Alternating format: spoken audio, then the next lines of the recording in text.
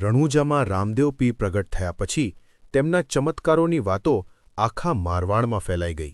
ભૈરવા રાક્ષસનો સંહાર થયો, નિર્જલ વાવડીમાં પાણી ઉભરાયું અને વણજારાની સાકર ખારી થઈ ગઈ.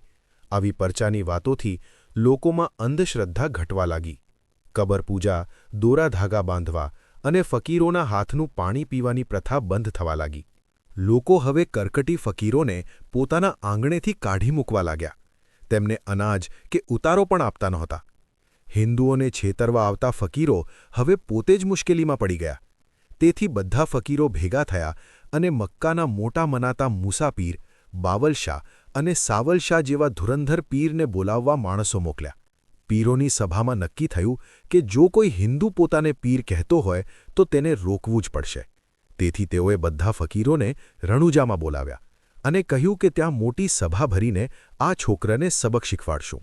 આવતા મંગળવારે મહાસૂદ બીજનો પવિત્ર દિવસ હતો.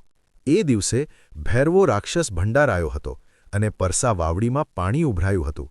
તેથી આ દિવસ અહીંના લોકો માટે મહાપર્વ માનવામાં આવતો હતો અને એ જ દિવસે 5 પીર રણુજામાં આવ્યા. મિત્રો, તમને અમારા વિડીયો પસંદ આવતા હોય તો વિડીયોને લાઇક કરો અને કોમેન્ટમાં જય રામાપીર અવશ્ય લખજો.